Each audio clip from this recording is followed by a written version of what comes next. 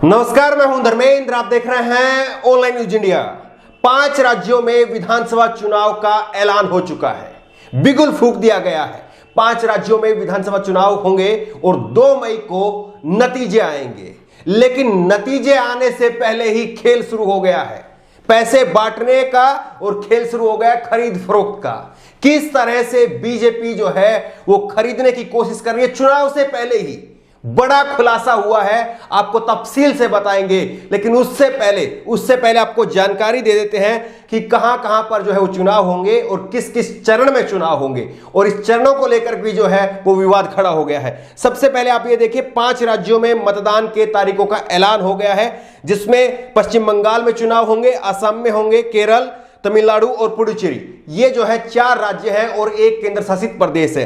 पश्चिम बंगाल में 8 चरणों में जो है वो चुनाव होंगे, और इसी को लेकर के ममता बनर्जी ने प्रेस कॉन्फ्रेंस भी की है और प्रेस कॉन्फ्रेंस करके कहा है कि बीजेपी को फायदा पहुंचाने के लिए चुनाव आयोग 8 चरणों में जो है वो चुनाव करवा रहा है। यह ममता बनर्जी ने बड़ा आरोप लगाया है। इससे पहले जो है पिछले साल जो है केवल 7 चरणों में चुनाव हुए थे, इस बार 1 चरण को और बढ़ा दिया गया। ममता बनर्जी ने कहा है कि एक ही जिले में 2-2 अलग अलग चरणों में चुनाव हो रहे हैं, तो इसका मतलब क्या समझा जाए कि एक तरफ जो है वो रैली होगी और दूसरी तरफ वोट डाले जाएंगे। जिस तरह बिहार चुनाव के अंदर भी हमने आपको दिखाया था कि पटना के अंदर ही 3 चरण में चुनाव हुआ था।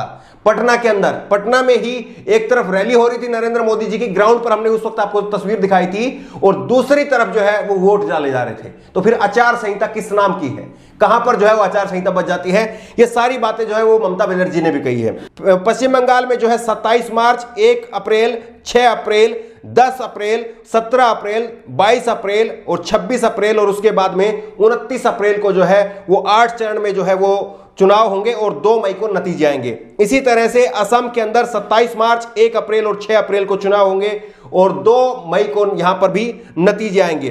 केरल में एक चरण में ही चुनाव होंगे और यहां पर 6 अप्रैल को चुनाव होंगे और 2 मई को नतीजे। तमिलनाडु में 6 अप्रैल को चुनाव होगा और 2 मई को नतीजे आएंगे, और पुडुचेरी में भी 6 मई को मतदान होगा और 2 मई को नतीजे आएंगे। यानी साउथ इंडिया के अंदर जो है, जो 3 राज्य हैं, जहां पर 2 राज्य और 1 केंद्र शासित प्रदेश है, उनमें एक ही चरण में मतदान हो रहा है। लेकिन पश्चिम बंगाल में 8 चरण में मतदान हो रहा है। और याद कीजिए, बीजेपी क्या कहती है? एक देश एक चुनाव। एक राज्य में भी एक चरण में चुनाव ये लोग नहीं करवा पा रहे। 6 साल हो गए मोदी सरकार को आए हुए, अभी तक वो व्यवस्था नहीं बनी है। लेकिन कहते क्या है और करते क्या है वो सब आपके सामने है। दूसरा आप देखिए, सीट वाइज आपको बता देते हैं कि किस किस राज्य में जो है कितनी कितनी सीटें हैं। पश्चिम बंगाल में 294 सीटें हैं, तमिलनाडु में 234 सीटें हैं, केरल में 140 सीट है, असम में 126 सीट है, पुडुचेरी में 30 सीटें हैं। 4 राज्य और 1 केंद्र शासित प्रदेश में जो है वो चुनाव होंगे। लेकिन सबसे बड़ी बात यह है कि अब खेल आपको दिखाते हैं कि कहां कहां पर कैसे कैसे खेल शुरू हो गया है। वो आप देखिए किस तरह से अभी से वोटरों को लुभाने के लिए सीधे सीधे जो है वो एक रिश्वत दी जा रही है, ये कहा जा सकता है। तमिलनाडु की बड़ी खबर आप देखिए, तमिलनाडु के अंदर चुनाव तारीखों के ऐलान से कुछ घंटे पहले ही तमिलनाडु सरकार ने माफ किया गोल्ड लोन। ये एनडीटीवी की खबर है, और आपको मालूम होना चाहिए कि तमिलनाडु में बीजेपी और एआईडीएमके की सरकार है, और चुनाव आयोग जैसे ही ऐलान करता है, उससे पहले ही, चुनाव आयोग ऐलान नहीं करता है उससे पहले ही जो है, ये कैसे खबर लगी उनको कि अभी जो है ये होना है, और उससे पहले जो है वो गोल्ड लोन माफ कर दिए जाते हैं।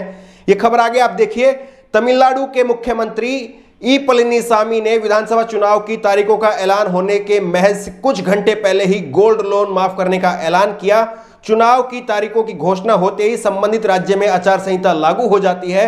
राज्य सरकार ने घोषणा की कि सहकारी बैंकों द्वारा किसानों और गरीबों को दिए गए 6 कैटेगरी में लिए गए गोल्ड लोन को माफ किया जाएगा। तो यह जो है सबसे बड़ा सवाल है कि एक तरफ चुनाव आयोग जो है वो ऐलान करता है, और इस बात का खुलासा कैसे तमिलनाडु की सरकार तक पहुंच गया। चुनाव आयोग के ऐलान से पहले ही, कुछ घंटे पहले ही जो है उन्होंने वहां पर गोल्ड लोन माफ कर दिया। ये सबसे बड़ा सवाल है। और देखिए, आप इस बात को भी आप समझिए, वो कह रहे हैं कि कोविड से जो हमारी अर्थव्यवस्था है वो उभरी नहीं थी, और इसलिए जो है उनको फायदा मिलेगा। कोविड तो अभी नहीं आया, कोरोना तो पिछले 1 साल से है। लेकिन आपने ये महज कुछ घंटे पहले कैसे किया? और तमिलनाडु के लोगों को भी ये समझना चाहिए, वैसे तमिलनाडु के लोग साक्षर हैं, शिक्षित लोग हैं, उनको ये समझना चाहिए कि जैसे ही इन्होंने घोषणा की है उसके तुरंत बाद में जो है, कुछ ही घंटे बाद में जो है वो आचार संहिता लग गई। इसका मतलब जो है वो अब गोल्ड लोन माफ हो नहीं पाएगा। लेकिन दूसरी बड़ी खबर तमिलनाडु के साथ लगते हुए पुडुचेरी से, पुडुचेरी के अंदर किस तरह से निर्दलीय विधायकों को खरीद फरोख्त जो है वो चल रही है, ये आप देखिए। निर्दलीय विधायक का बड़ा खुलासा, पुडुचेरी में कांग्रेस की सरकार गिराने के लिए बीजेपी ने दी थी बड़ी धनराशि की पेशकश।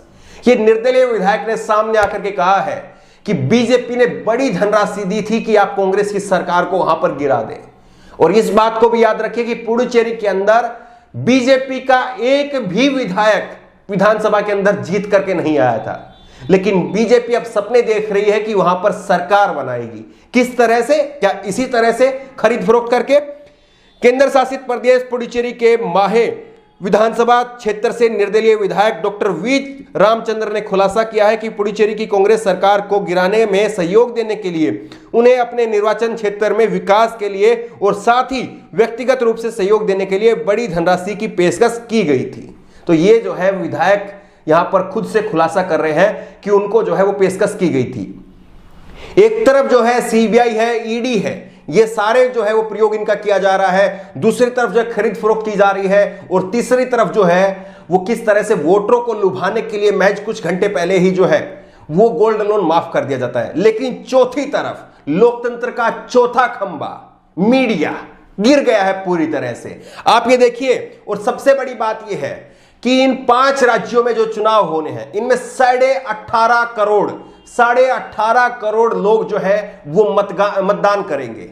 और 18.5 करोड़ लोगों से एक अपील जरूर होनी चाहिए कि जब तक ये चुनाव संपन्न नहीं हो जाते आप अपने अपने घरों में टीवी देखना बंद कर दीजिए, क्योंकि अब टीवी पर केवल और केवल जो है वही होगा कि रमजान में बिजली चाहिए कि नहीं चाहिए, ईद में क्यों बिजली मिलती है, दिवाली पर बिजली क्यों नहीं आती है, शमशान क्यों बनता है, शमशान बनना चाहिए कि नहीं बनना चाहिए, कब्रिस्तान क्यों बनता है। इस तरह के तमाम जो सवाल हैं वो अब उठाए जाएंगे और गोदी मीडिया उन्हीं को दिखाएगी। और इसकी शुरुआत जो है वो अभी से हो गई है। ये आप देखिए एबीपी न्यूज की एक खबर देखिए, बंगाल के किसानों का हक मारने वालों की घंटी बजाओ।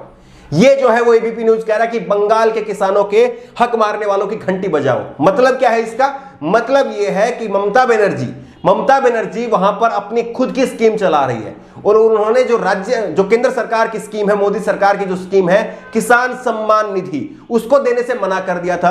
क्यों? क्योंकि वहां पर जो भी मोदी सरकार की तरफ से राशि दी जाती है उसमें 40% राशि जो है वो केंद्र सरकार की तरफ से मिलती है, जबकि 60% राशि जो है वो राज्य सरकार को अपनी तरफ से लगानी पड़ती है। अब ममता बनर्जी ने कहा कि जब मैं पहले से ही आप जो है वो 6,000 रुपए दे रहे हैं, हम 10,000 रुपए पहले से ही दे रहे हैं, तो आप ये बताइए कि फिर कैसे जो है वो राज्य सरकार इतना खर्चा देगी। इसीलिए उन्होंने स्कीम को लागू नहीं किया था।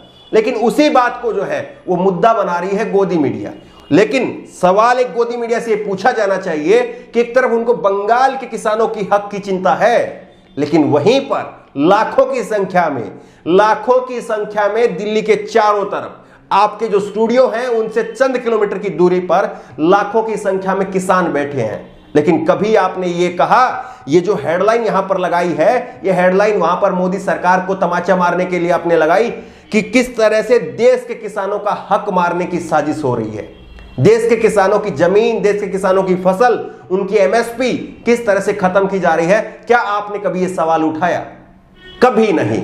लेकिन अब 5 राज्यों के चुनाव की जो है वो घोषणा हो चुकी है, और इन 5 राज्यों के 18.5 करोड़ लोग इस बात का फैसला करेंगे कि 2 मई को कहां से किस किस की विदाई होगी और कहां पर किस किस का स्वागत होगा।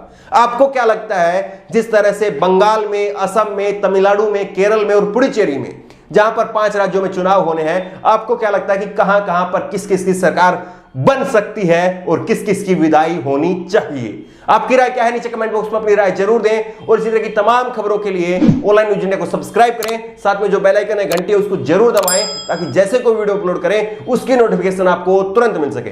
धन्यवाद। इस खबर को अभी लाइक करें, शेयर करें